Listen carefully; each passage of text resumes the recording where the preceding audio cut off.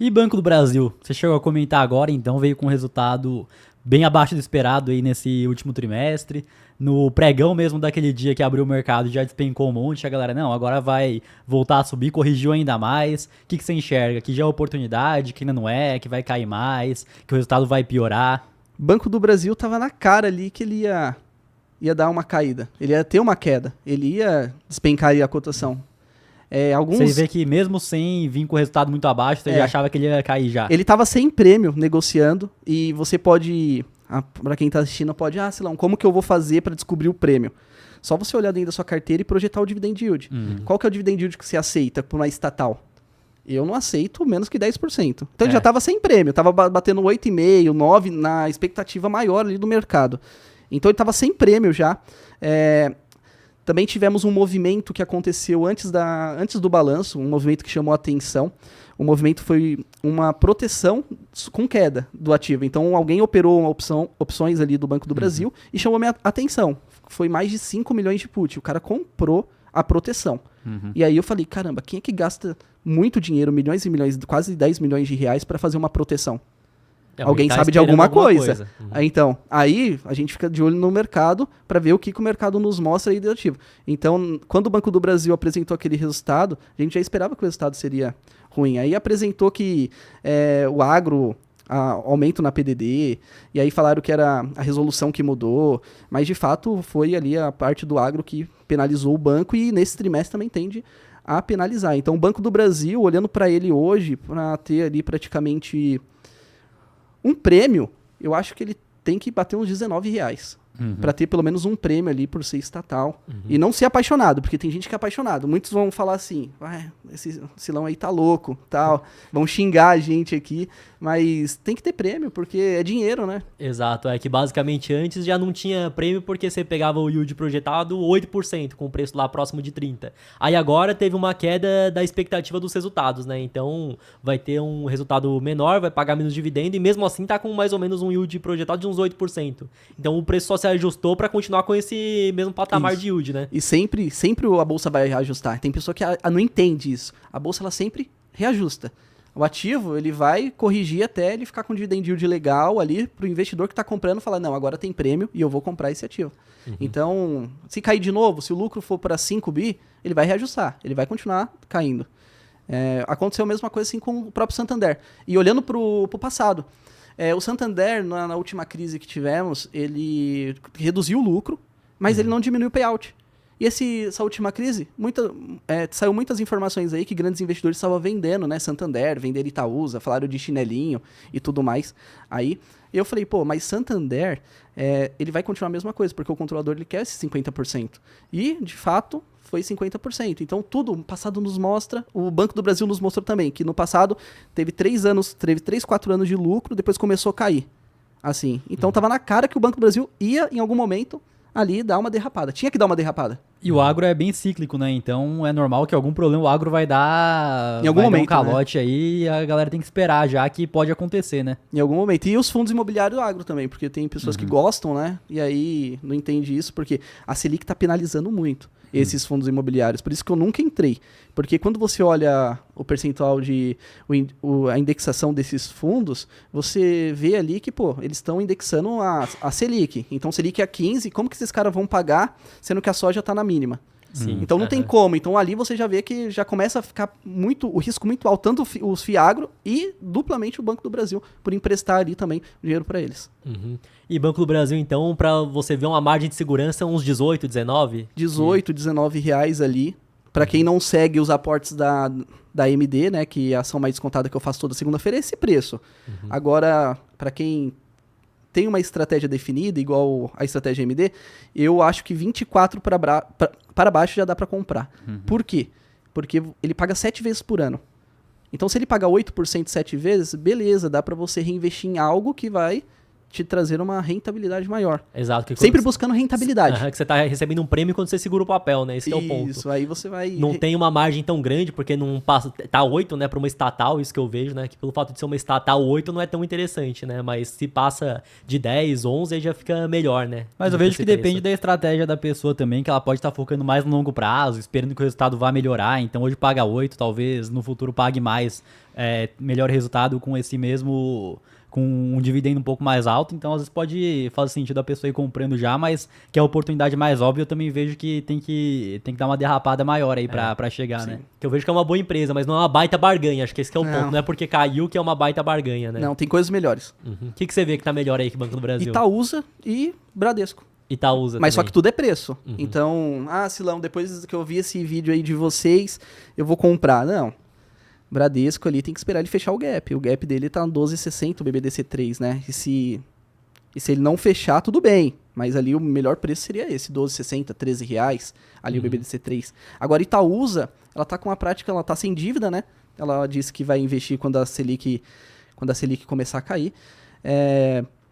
E a Itaúsa, ela tá dando um retorno praticamente de uns 15% ao ano. 15%, considerando uma bonificação de 5%. Então, dividendo 10 mais 5% de bonificação.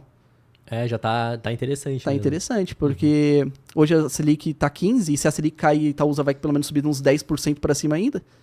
Então tá interessante. E por que Itaúsa voltou a pagar dividendos? Ela voltou a pagar dividendos por causa... Bons dividendos, né? Ela voltou por causa que o Itaú está com excesso de capital. Então o Itaú, ele tá com tanto capital ali, que ele não pode mais colocar dentro das reservas. E ele não colocando dentro das reservas, ele vai ter que distribuir. Então, a partir deste ano, né, que as suas reservas entraram ali no limite, é bonificação de Itaú e dividendo de Itaú. Então, quem tem Itaú, Itube 3 e Itube 4, vai receber bonificação e dividendos, caso ele não compre uma empresa, né?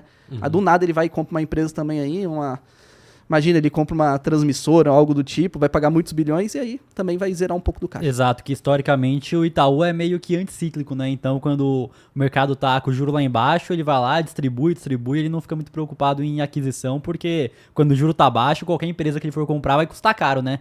Geralmente ele quer comprar quando o juro tá lá em cima, mas por enquanto ele não tá comprando nada não mesmo, né? Então, se não tá comprando, vai ter que distribuir mesmo.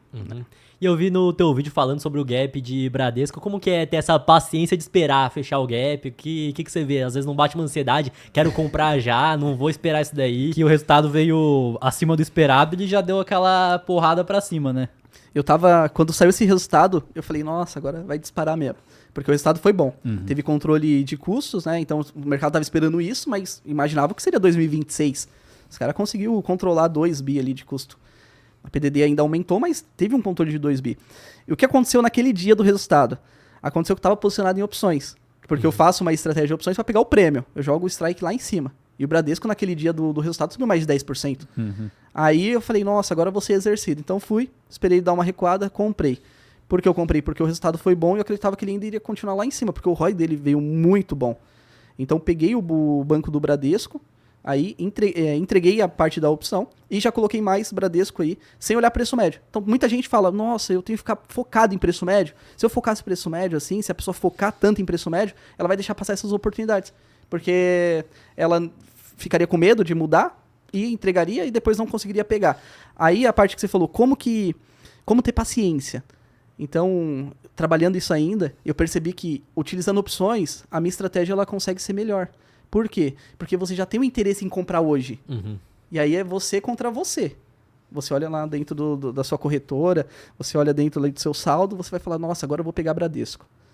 E as opções me ajudaram, porque é 30 dias geralmente, 20 dias ali corridos, né, de bolsa, praticamente, para vencer. E aí você coloca seu strike. Isso me protege, porque eu sempre coloco ali para comprar o Bradesco naquele momento do gap, recebo um prêmio, e aí isso me protege de não comprar ele nesse preço que tá. Porque a ansiedade, algo assim, é difícil de controlar. Né?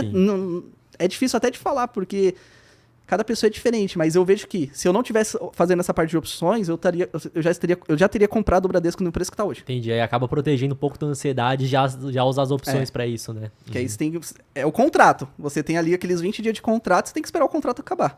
E você vê que o Bradesco pode continuar melhorando o resultado, entregando mais alto, o que você acha? Que eu lembro que ano passado, ano retrasado, era o seguinte, não, o Bradesco tá péssimo, agora é Banco do Brasil. O Banco do Brasil pode colocar sem medo, o Bradesco vai demorar, e agora eu vejo que a narrativa e vários analistas estão mudando um pouco dessa opinião, né? O Bradesco, ele entrou numa área que o mercado já está projetando que ele vai trazer 15% de ROI nos próximos trimestres. Caso ele não venha trazer esse ROI de 15%, ele vai dar uma corrigida. Ele vai fechar esse gap. O mercado já está estimando que ele está com 15% na perpetuidade, que seria nos próximos trimestres. Então hoje ele pode até estar subindo hoje, mas hoje ele já está acima da minha linha, onde ele deveria estar quando ele estivesse com 15% de retorno sobre patrimônio líquido.